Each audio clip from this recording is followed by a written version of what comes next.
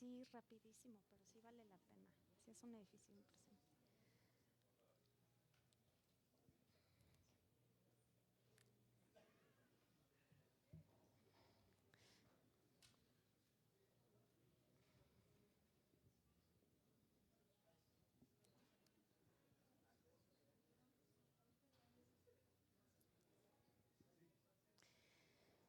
Muy buenas tardes, gracias por estar aquí el día de hoy en el conversatorio, en este maravilloso edificio, el Palacio Clavijero, para compartir el último conversatorio del año, este programa del Sistema Michoacano de Radio y Televisión, y cerramos esta temporada con broche de oro con un gran invitado, Hernán Gómez Bruera. Él es analista político, periodista e internacionalista.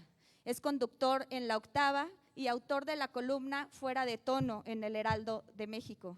Es doctor en desarrollo por la Universidad de Sussex y fue profesor investigador en el Instituto Mora. Ha sido también profesor del CIDE y de la Universidad Iberoamericana. Es autor de Lula, el Partido de los Trabajadores y el dilema de la gobernabilidad en Brasil, y también del libro El color del privilegio, el racismo cotidiano en México. También es comentarista en columnas y programas diversos, aportando un enfoque muy crítico, irónico y de análisis más profundo sobre las posturas neoliberalistas y por supuesto el programa de gobierno de la 4T, y sobre todo es dolor de cabeza de personajes como Alfredo Jalife, entre otros. Ahora nos viene a compartir, a conversar con nosotros su más reciente libro, que es Traición en Palacio, el negocio de la justicia en la 4T. Este libro nos da una visión, nos da una explicación, poder colocar ciertos fenómenos que luego vemos, nos enteramos por los medios, pero hay elementos, hay todo un entramado del cómo funciona la justicia en México que nos permite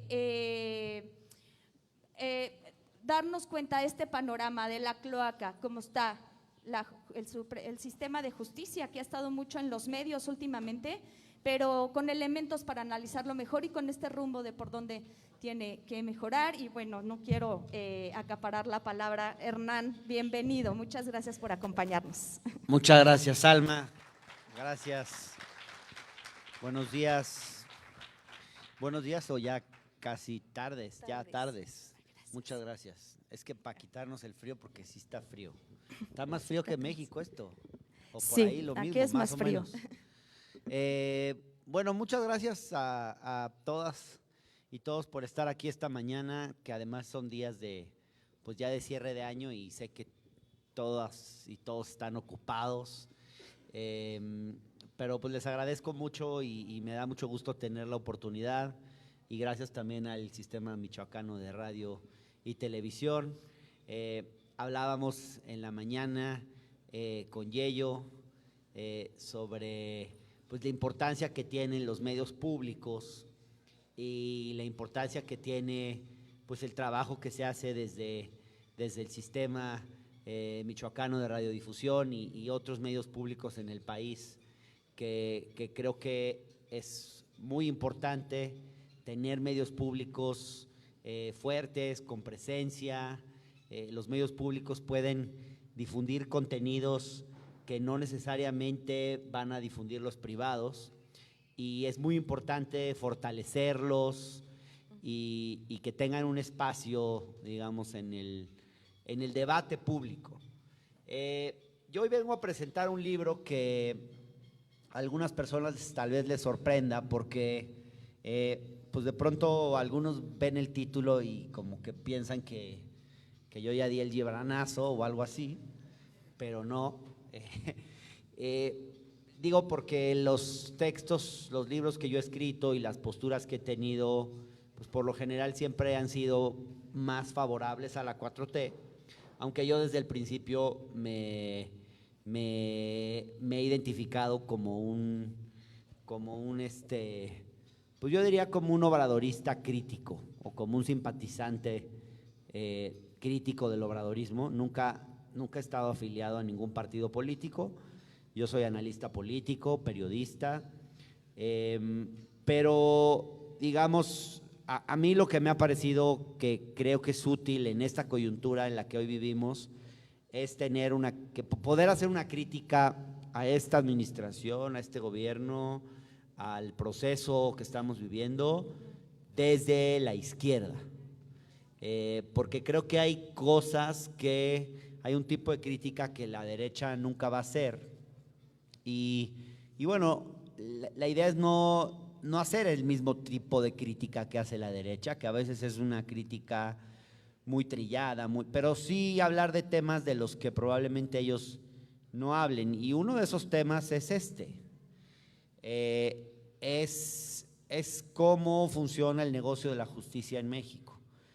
Yo escribí este libro porque, a pesar de mi simpatía hacia el gobierno actual, que además la pueden ver en algunos de los libros que he publicado, tenemos aquí, por ejemplo, un texto que sacamos con varios analistas y algunos académicos, donde revisamos hacia el final del tercer año de gobierno cómo iban las políticas de esta administración en varios rubros, y se destacan logros importantes en varios ámbitos, incluido el tema del combate a la corrupción.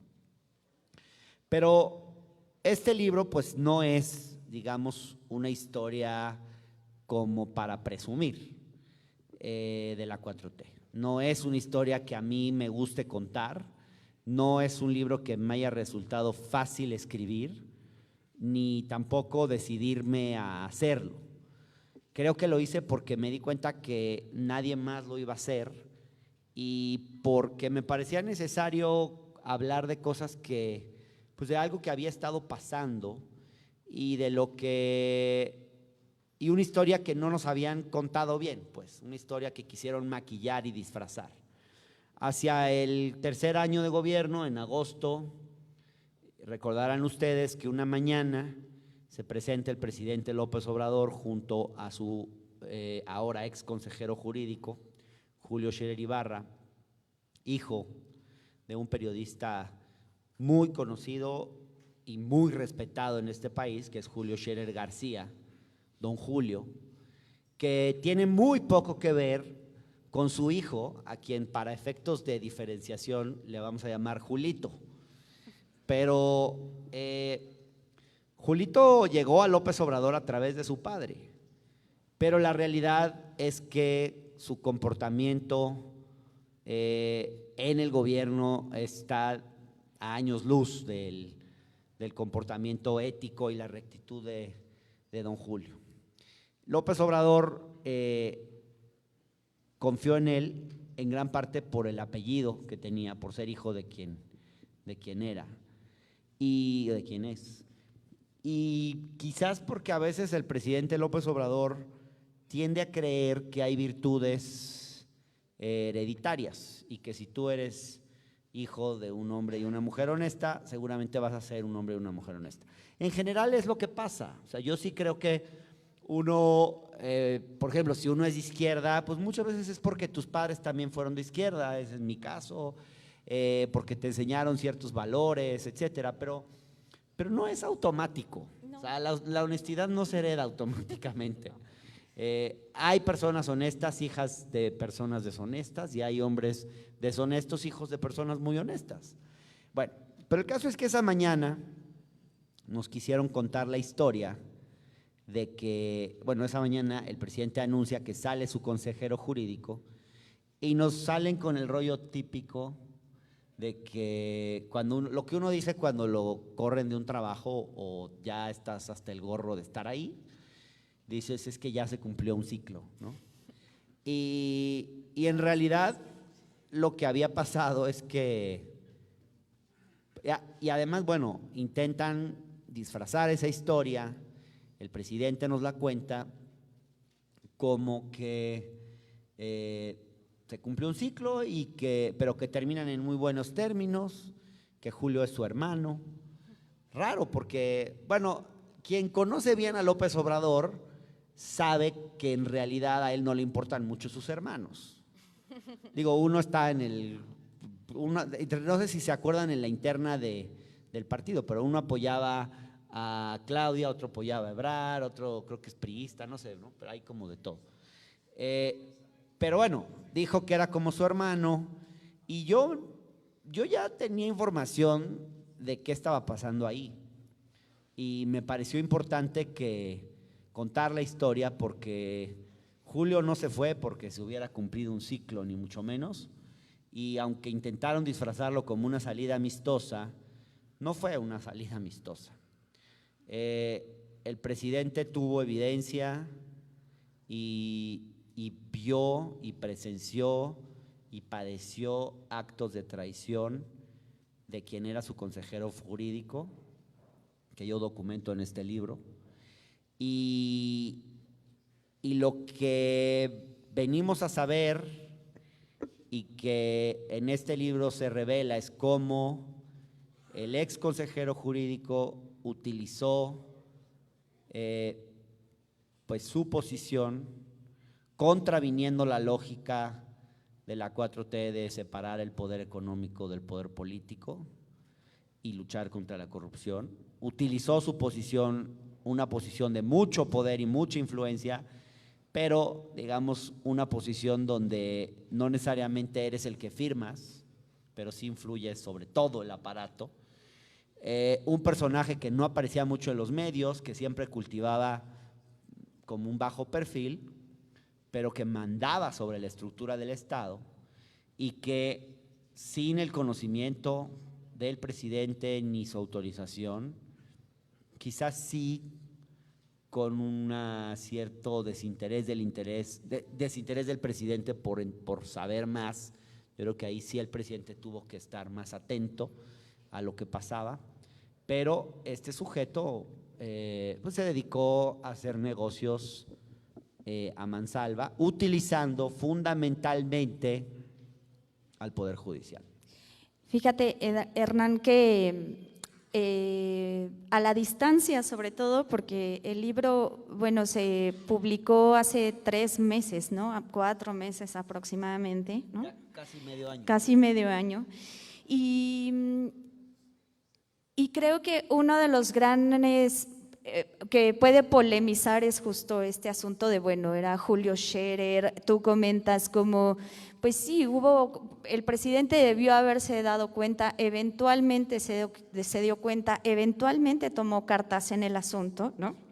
A nosotros a lo mejor nos puede parecer que fue mucho tiempo, casi 3 años, pero también los procesos de confianza, de tomas de decisiones políticas lleva su tiempo.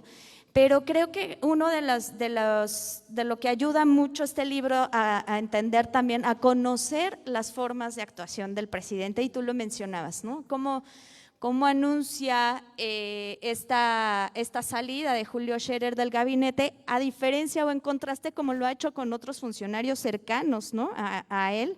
Y bueno, ya que lees el libro, puedes tener estos elementos de comparar, digamos, y ayuda muchísimo, ¿no? Como va a dar esta relación del presidente y la confianza en su gabinete. Sí, justamente yo creo que una de las cosas que llama la atención, y yo por eso pienso que esta historia al final no deja mal parado al presidente como podrían pensar algunos.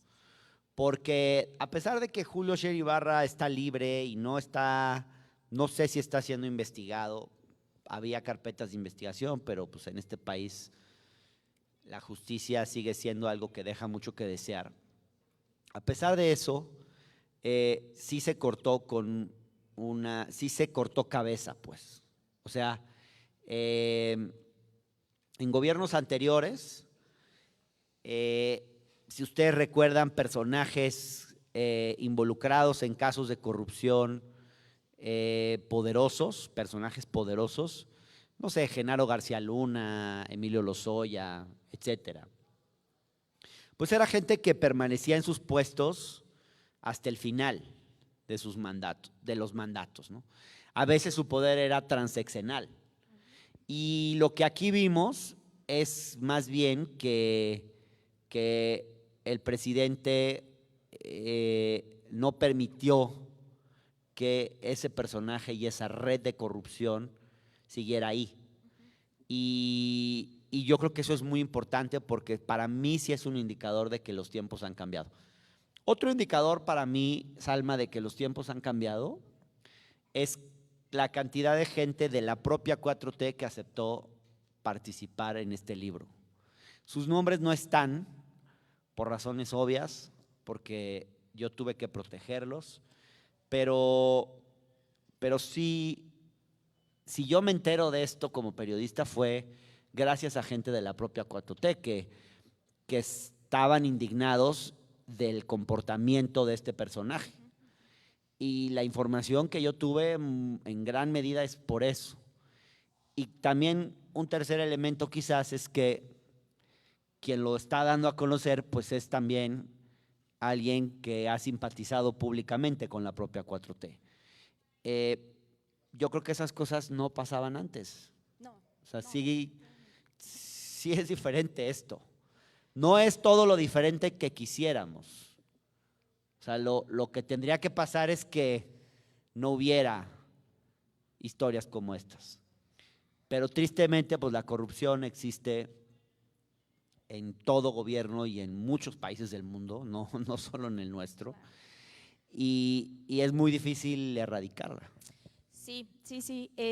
Yo creo que justo lo que muestra, bueno, de entrada, que puedas publicar este libro y no estés desaparecido o exiliado. También. ¿No? La libertad que yo tuve para escribirlo. Es importante. Porque normalmente estos textos se escribían ya que hubiera terminado el gobierno. Y aquí lo estamos sacando, en el 4º año de gobierno salió este libro. Entonces, que no me vengan a decir a mí que no hay libertad de expresión y todas estas historias que nos quieren contar, ¿no? Claro. Y bueno, yo finalmente también me ayudó la lectura del libro a acomodar ciertas noticias que no sabía cómo encajar, como un poco la diferencia que en su momento hubo con Víctor Toledo, esta contracampaña que parecía, ¿no? Que había, por un lado, esta campaña contra los vapeadores, pero a la hora de la hora parecía que normativamente el Estado mexicano no lo estaba acompañando. Se explican ahí algunos misterios de nuestra historia contemporánea. Pues mira, justo eso que mencionas tiene que ver con los actos de traición que fueron muy evidentes, porque un poco lo que pasó con este personaje, con Julio Scherer Ibarra, es que el presidente López Obrador cerró una ventana entre el poder económico y el poder político. Digamos que trató de ponerlos en compartimentos separados y evitar esa promiscuidad que ha existido en México siempre entre poder económico y poder político. Es un proceso, no es algo que se haya logrado del todo, pero sí puso ciertos límites y sí dejó ciertas cosas en claro. Y el problema de Julio Scherer Ibarra es que él se dedicó ahí donde se había cerrado una puerta, él abrió una rendijita por la cual el poder económico se podía colar. Entonces, lo que este libro viene a revelar es cómo este personaje se dedicaba a hacerle favores al poder económico o a ciertos grupos con causas ante la justicia, etcétera. Gente que buscaba favores, gestiones especiales o impunidad. Y Julito les hacía favores, ¿no? Se dedica y probablemente obtenía beneficios materiales a cambio de ello.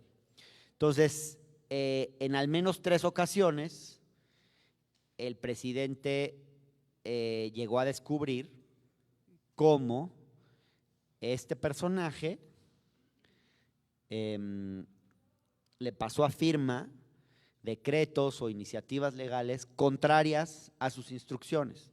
Ustedes imagínense lo grave que es esto. Tú tienes un consejero jurídico, pues es la persona en la que más tienes que confiar, sobre todo si no eres abogado y aunque seas abogado, porque no tienes el tiempo de ponerte a leer la cantidad de papeles y cosas jurídicas que tiene que firmar un presidente.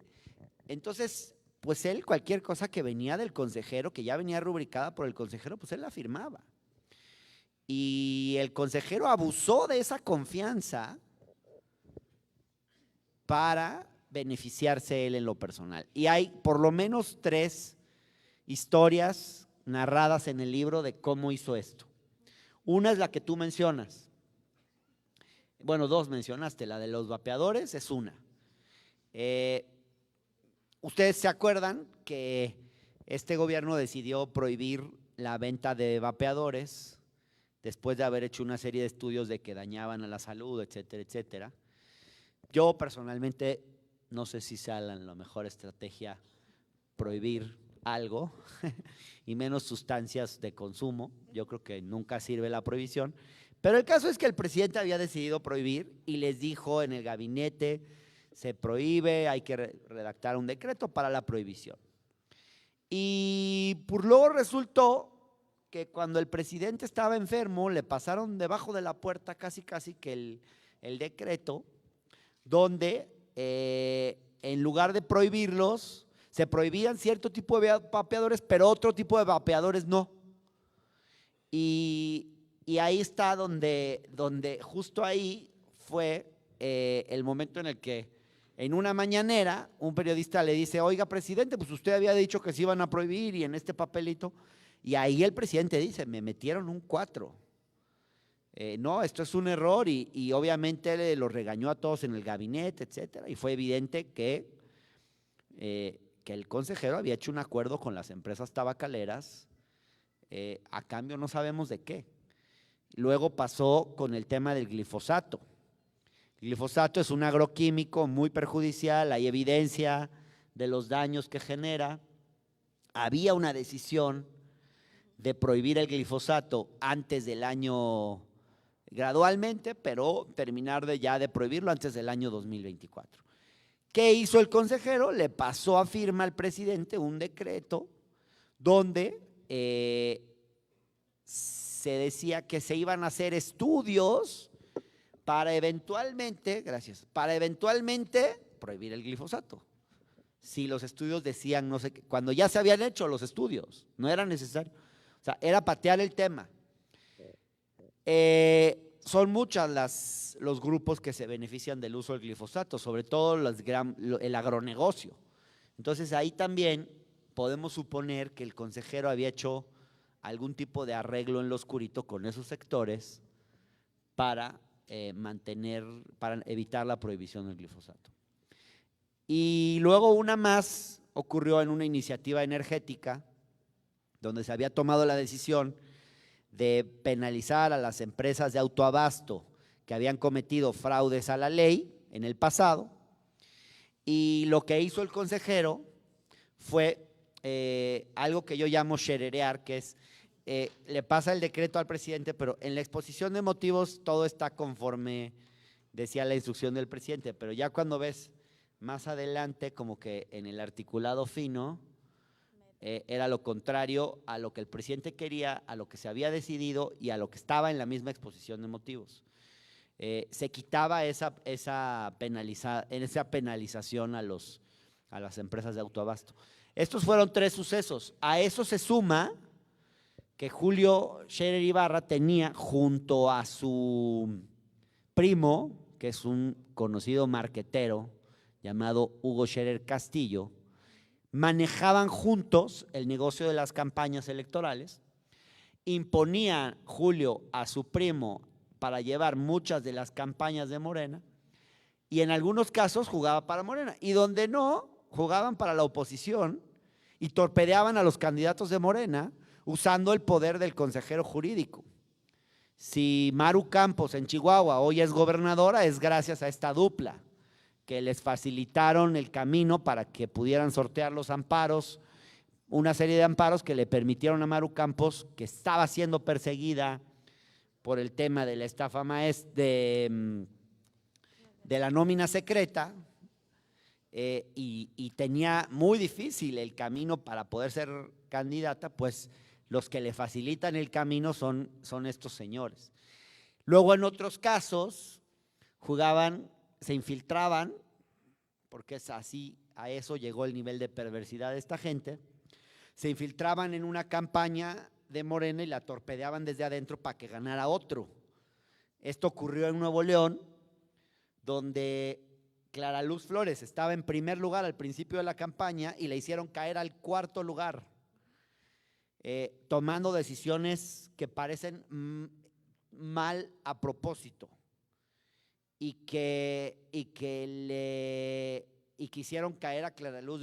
Bueno, todo eso está contado en el libro, pero hay muchas anécdotas, muchas evidencias de cómo, sumado obviamente a que el presidente, pues después de conocer todo esto, pues como que ya se quiso poner a investigar qué era lo que estaba haciendo su consejero jurídico, y ahí es donde reúne toda la información y dice, no, pues este cuate va a comprometer, pues ahora sí que mi legado histórico. Y yo creo que ese es el momento en el que pues decide decirle adiós. Así es, así es. Pues mira, la verdad es, pues sí estamos para eso. Es un libro muy interesante, insisto, aporta muchísimos detalles, muchísimas historias. Y yo quisiera, bueno, aprovechando que saliera un poco, profundizar un poco más de esta falsa controversia que se quiere hacer alrededor del libro, porque yo estoy de acuerdo contigo, creo que vale mucho la pena entender cómo procede el entramado de cómo puede seguir sucediendo la corrupción, desafortunadamente, ¿no? Que no falta, no es por decreto que se erradica, pero sí con acciones, sí con conocimiento, sí con información, ¿no? Entonces, pues no sé si pudieras profundizar un poco más con este falso dilema que incluso la semana pasada, ¿no? Salió un reportero diciendo que si no te iba a demandar, preguntándole al presidente si no te iba a demandar por lo que mencionas de su hijo, ¿no? El problema de muchos de los reporteros que acuden a la mañanera es que pues, no hacen su chamba, no se preparan. Por eso le preguntan tanta idiotez al presidente, porque desaprovechan una oportunidad histórica que es tener a un presidente enfrente y que les pueda responder preguntas, y no hacen buenas preguntas. Y este cuate que le preguntó al presidente que si no me iba a demandar por lo que había escrito sobre su hijo en este libro, si no me iba a demandar a mí, pues es un cuate que ni siquiera se tomó la molestia de leer esta parte del libro para ver de qué se trataba. O sea, ya ni siquiera abrirlo, de leer esto, porque no habla del hijo del presidente. Bueno, créanlo o no, ese tipo de reporteros son los que están en la mañanera y los que le preguntan al presidente. Pero bueno, para mí lo importante, más allá de la figura de Julio Scherer Ibarra, lo que yo quería en este libro era hablar de cómo funciona la corrupción en México en el sistema de justicia. Porque, y eso quiero decirles que ningún estado de la República se salva. Estoy seguro que esos mecanismos de corrupción también existen aquí en Michoacán, porque existen en casi todos los estados de la República. Digo, no he estudiado la experiencia de Michoacán, pero por ejemplo, conozco más o menos la de Jalisco. Acabamos de ver lo que pasó en Nuevo León. ¿Ustedes creen que ahí no había montones de amparos comprados? Yo creo que Samuel García pensó que podía aventurarse a eso que intentó hacer de dejar a su sustituto él y al mismo tiempo ir a ser candidato, porque pensaba que comprando el acceso a la justicia podía lograr los amparos que necesitaba. Así es, porque en este país los amparos, las medidas cautelares se venden, se compran, se venden, se comercian. Y lo que hay, que yo describo en este libro, en el primer capítulo, que para mí es el más relevante de todos, porque es el que hablo sobre el modus operandi del negocio de la justicia en México, es cómo existe una especie de habitación o un cuarto VIP, que es donde se negocia la justicia en México. A ese cuarto VIP no tenemos acceso tú y yo. No tiene acceso la mayor parte de la gente que camina por la calle. Tienen acceso ciertos empresarios, tienen acceso ciertos políticos, no todos, tienen acceso una serie de despachos de abogados y siempre hay una especie de broker. que es el que intermedia una relación de negocios entre magistrados y jueces corruptos, o sea, que generalmente el presidente del Tribunal Superior de Justicia pues está mafiado con esos sectores, y los que están dispuestos a pagar enormes sumas de dinero para que los casos se resuelvan a su favor. Y hay alguien que media esa relación, que es el broker. Julio Scherer Ibarra no llegó a inventar nada de eso.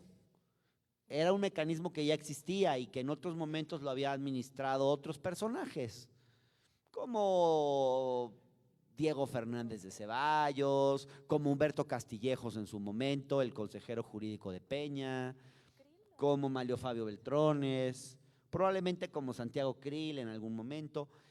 La diferencia es que Julio llegó a manejar ese sistema con un descaro y con una ambición pocas veces vista, porque paradójicamente, y esto es para mí de lo más dramático de esta historia, este personaje como que dijo, pues yo no tengo bronca, pues total, ¿quién va a cuestionar a López Obrador?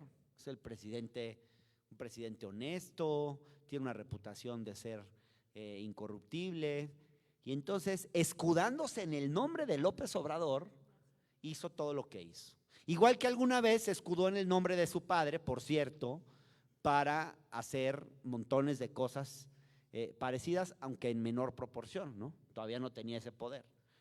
Pero bueno, volviendo al tema de la corrupción en el Poder Judicial, lo que yo trato de contar en este libro, y está ejemplificado incluso con algunos gráficos y cuadros, es cómo, por ejemplo, en el caso de este gobierno, pues había 4 despachos de abogados que eran los consentidos del consejero jurídico, pero en otros gobiernos han sido otros despachos.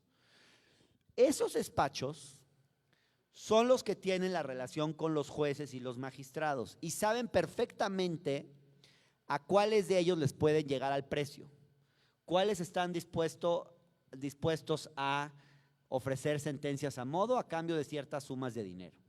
Ya tienen el mecanismo aceitado. No es que cada vez haya que decidirlo, sino que ya tienen los conductos, ya saben a través de quién. Ni siquiera necesitan hablar el juez o el magistrado con el abogado, sino que tienen sus intermediarios. Entonces, el gran problema y una de las cosas que explican por qué este mecanismo de corrupción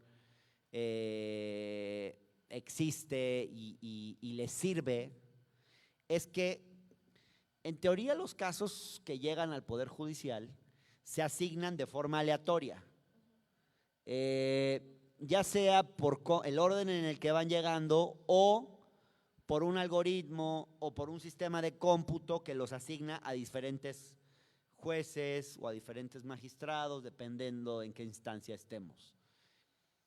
El problema es que ese sistema de turnos es manipulado permanentemente. Entonces, ya sea porque el presidente del tribunal hace que tu caso caiga en el juez, donde ya sabes que es un juez corrupto, porque no todo el Poder Judicial está corrompido. Yo diría que la mayor parte de los jueces no son corruptos, pero basta con que tú sepas cuáles son los 4 o 5 jueces corruptos para que llegues con ellos y obtengas lo que quieres. Y entonces, como direccionan el sistema para que caigan esos jueces, pues es que logran, digamos, es que el sistema funciona así. Entonces, lo que yo muestro aquí es cómo los casos que le interesaban a Julio Scherer Ibarra y su red de negocios y su red de despachos de abogados caían siempre en los mismos tribunales colegiados de circuito, en los mismos juzgados, etcétera, etcétera. Pero estoy seguro que si hacemos un estudio de cómo funciona el Poder Judicial en Michoacán, vamos a encontrar cosas parecidas. Pónganse a ver, hay que estar más atentos a la conducta de los jueces. ¿Quiénes son los que sistemáticamente deciden cosas que no tienen pies ni cabeza. Pues hay que ver, hay que ponerse a revisar. Y uno de los problemas es que en esta administración se tendría que haber reformado el Poder Judicial y no se reformó. En parte no se reformó porque le encargaron la reforma al Poder Judicial, la reforma que querían hacer al Poder Judicial, se le encargaron a Arturo Saldívar. Y Arturo Saldívar tenía una relación muy cercana a Julio Scherer, no sé si la siga teniendo, pero fue cómplice de muchas de las cosas que hizo Julio Scherer. Y no me gusta hablar así de Arturo Saldívar porque en algún momento fue un ministro muy respetado, pero creo que si Julio Scherer hizo lo que hizo, fue en gran medida gracias a Arturo Saldívar, porque el control del Poder Judicial Federal lo tenía él. Y uno de los problemas en México que tenemos es que no hay, digamos, tenemos la Suprema Corte de Justicia y el Consejo de la Judicatura Federal. Y el Consejo de la Judicatura Federal, que es el órgano que en teoría tiene que disciplinar a los jueces, que los puede adscribir o readscribir o sancionar en caso, digamos, de que cometan alguna, que incurran en alguna conducta ilícita, es controlado por el propio presidente de la Suprema Corte. Entonces, el presidente de la Suprema Corte es juez y parte dentro del propio Poder Judicial. Ese es el sistema que había que cambiar para reformar el Poder Judicial. Arturo Saldívar obviamente no quiso cambiar eso porque él quería tener ese poder sobre el Poder Judicial. Entonces, a él le encargaron en la reforma al Poder Judicial, no sé por qué, a quién se le ocurrió. Bueno, tal vez a Julio. Y entonces no se cambió nada. Y hoy yo sí estoy preocupado porque a pesar de que Claudia Sheinbaum tiene un muy buen equipo y ha anunciado pues la incorporación de gente muy valiosa, yo creo, está ahí Arturo Saldívar. Y yo no veo cómo se podría reformar el Poder Judicial si al mismo tiempo, digamos, si quien ya tuvo la oportunidad de hacerlo y no lo hizo está ahí. Y si quien es responsable en gran medida de que las cosas estén como están, pues está en el equipo y probablemente en él caería la propuesta de reforma al Poder Judicial. Entonces, pues yo espero que no, porque entonces sería mantener el status quo como ha sido hasta ahora. A lo mejor dando el beneficio de la duda, ahora que ya no tiene el poder, sí tiene las herramientas y los elementos para proponer una buena reestructura y ya no va a tener conflicto de intereses, ya no va a estar ahí, ¿no? A lo mejor, no Chance. sé. Puede ser, sí. Justo vamos al momento de que ustedes, quien quiera, levanten la mano, alguna pregunta que quieran hacer. Sí, acá Gilberto. Hola, muchas gracias, Hernán. Mi pregunta es, ¿cómo llegó Julio Scherer a ser el consejero jurídico del presidente? O sea, porque creo que de ahí viene el tema, ¿no? Gracias. ¿Quieres que se hagan varias preguntas y contestas? Ok. Pasamos a la siguiente. Sí, ¿sí se escucha? Es del conocimiento. Sí, perdón, si pueden dar sus nombres, por favor. Bueno, yo me llamo Wilber Rosas Monje. Soy originario de la tenencia de Santa María de Guido. Bueno, es del conocimiento público el enfrentamiento o los desacuerdos, el desencuentro de Scherer con el fiscal Hertz Manero. A mí me interesa ahí ver cómo, yo no he leído tu libro, aunque te sigo en las redes y leo tus artículos, ¿cómo fue si hasta el mismo Scherer dijo que él había invitado a Hertz Manero para incorporarse en el gabinete? Ahora, también aprovecho para preguntarte, como periodista, ¿cómo ves la situación del trabajo periodístico en nuestro país, el tema de la seguridad y si realmente son efectivos los mecanismos de seguridad que el Estado mexicano brinda a los periodistas que realmente hacen investigación.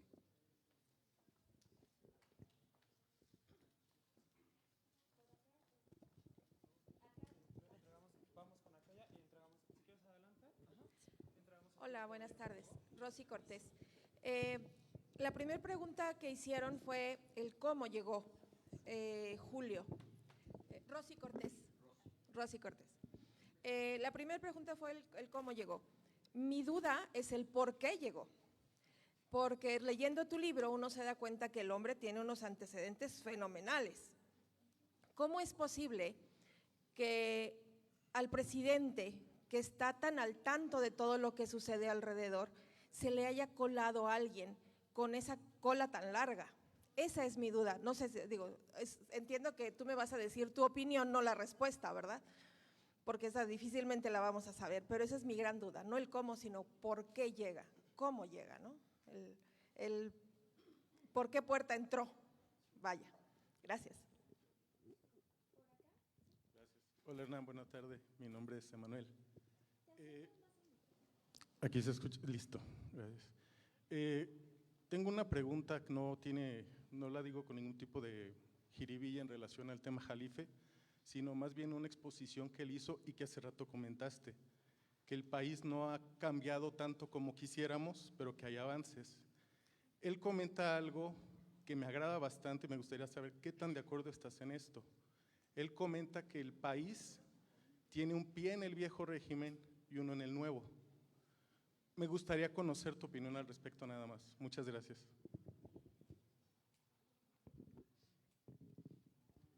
¿Hay más o ya? Vamos con esa última para ya poder cerrar. ¿Ya no? Ah, perfecto.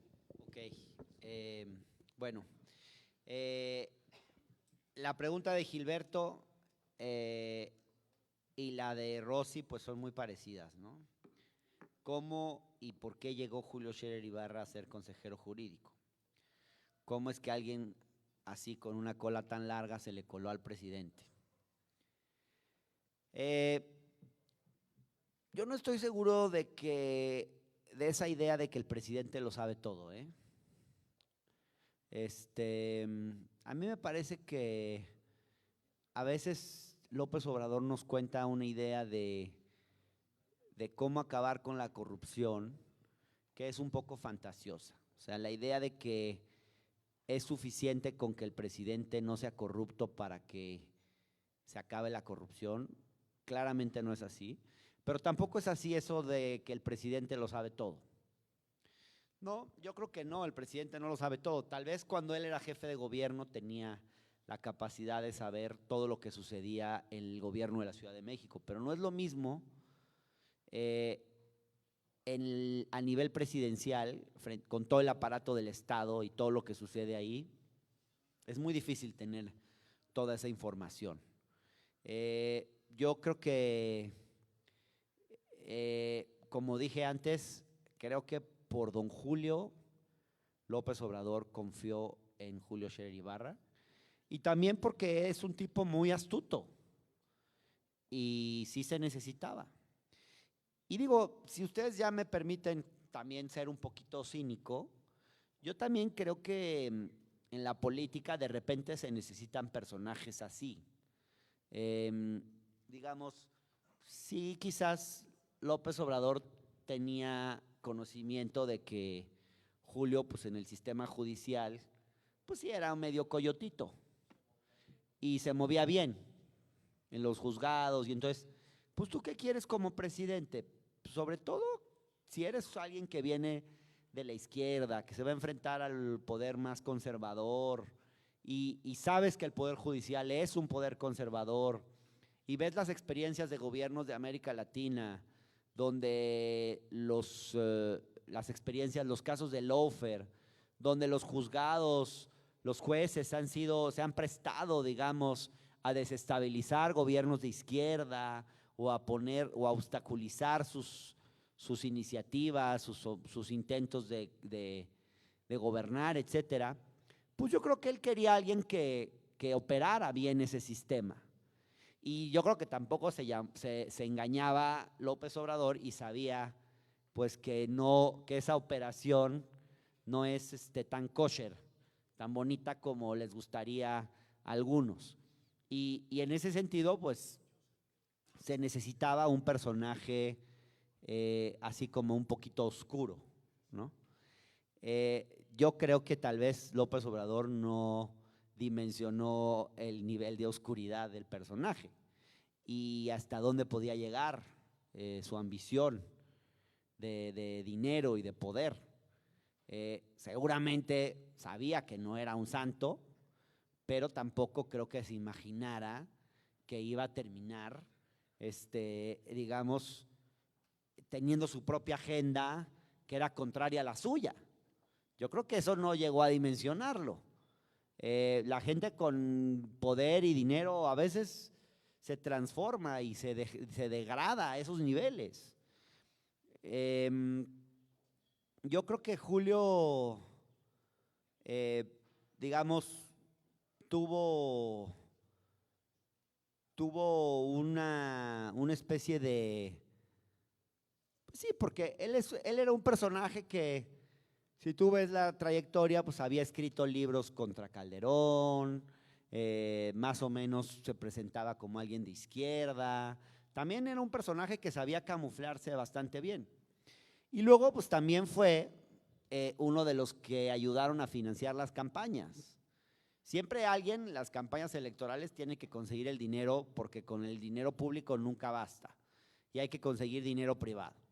Y yo creo que él era de los que conseguían dinero privado y lo hacía bastante bien.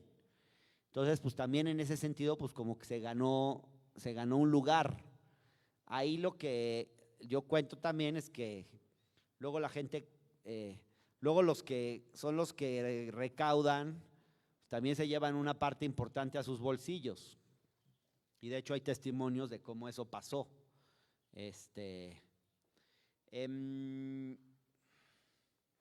Sobre la relación con Hertz Manero, bueno, sí, dicen que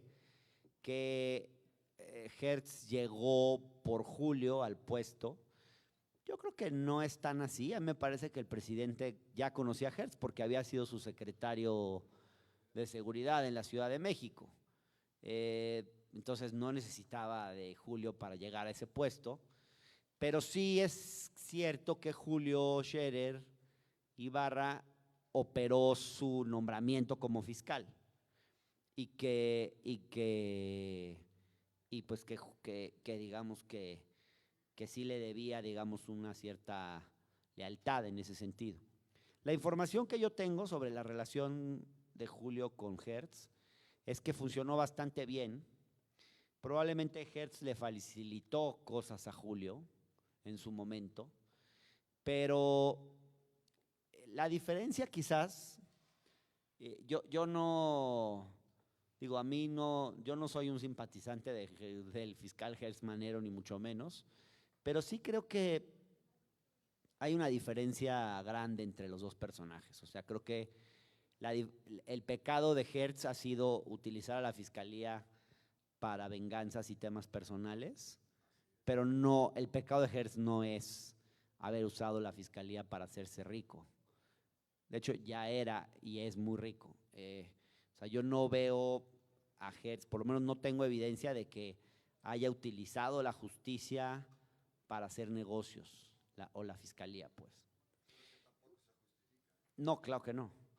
En algún momento, el pleito se hizo muy fuerte porque con esta red de negocios que había hecho Julio, en algún momento pues, se le metió en la cabeza que lo ideal para consolidar esa mafia que creó era él convertirse en el fiscal, porque además así su poder iba a ser transeccional y era lo que le faltaba, digamos, era la cereza del pastel.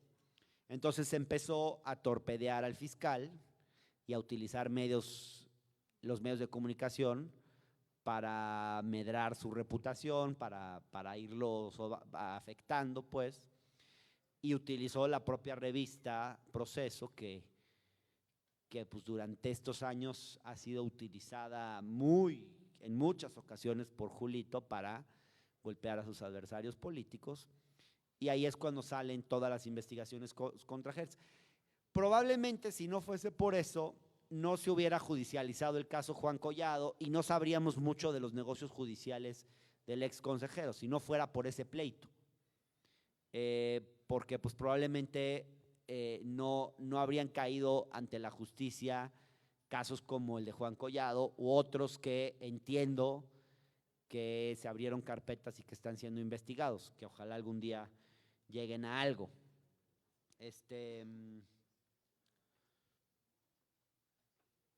Sobre la seguridad de los periodistas, pues yo creo que hay un mecanismo de protección a periodistas en México que funciona, pero que es insuficiente y que además no tiene los recursos necesarios, pero a mí me parece que es un equipo profesional, serio, y lo que falta es pues poder proteger a muchos periodistas que necesitan y que no tienen la protección necesaria. Pero me parece muy importante que exista un mecanismo así. Lo que pasa es que pues la situación de México es muy grave y creo que lo que hay es insuficiente. ¿Me faltó? Tenemos que cerrar, ¿verdad? Sí, es que yo me regreso ya hoy mismo, entonces pues, lamentablemente. Muchas gracias, Hernán. Y nada más para cerrar, quisiera pedirles al compañero Iram y a Jimena que pasen, por favor, acá para cerrar el conversatorio. ¿Cómo están? Buenas tardes. Espero que les haya gustado, espero que haya sido de provecho. El día de hoy tenemos la fortuna, amigo, que tú cierras la temporada de Conversatorios Michoacán. Regálenme un aplauso, por favor, para ellos que están aquí.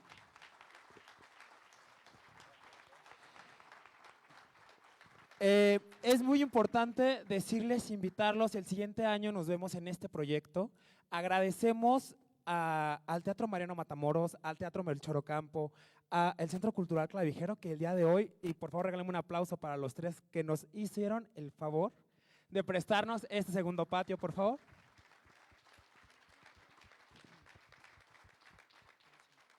Muchísimas gracias a todas y todos los presentes. Cerramos con broche de oro este conversatorio Michoacán. También recordar todos los personajes que tuvimos de distintos temas, hablando de temas que se tienen que hablar aquí en Michoacán, en México. Muchísimas gracias nuevamente a quienes nos siguen a través de nuestras redes sociales. Muchas gracias a los presentes. Pues recordamos que nos sigan ahí a través de Facebook, TikTok e Instagram para que puedan ver los demás proyectos que tenemos aquí en Sistema Michoacano de Radio y Televisión y listos para una tercera temporada de Conversatorios Michoacán. Un gusto acompañarlos durante todo este año que inició desde febrero y muchas gracias por estar aquí con nosotros. Muchas gracias. Oigan, antes de que nos aplaudan, por favor, háganme un muy fuerte aplauso, no sé, para hacer la entrega de un reconocimiento que viene firmado por el director del Sistema Michoacano de Radio y Televisión. Muchísimas gracias a todos. Estos fueron los Conversatorios Michoacán. Agradezco también al equipo de producción, a camarógrafos, ingenieros de sonido, a toda la gente que hace posible que esta transmisión se dé cada día de conversatorio. Ahorita le pedimos a Yeyo que nos dé su autógrafo. Su firma. Muchísimas gracias. Acá está la firma. Muchísimas gracias a todos. Nos vemos el siguiente año. Que tengan bonitas fiestas. Muchas gracias. Bonito día. Gracias.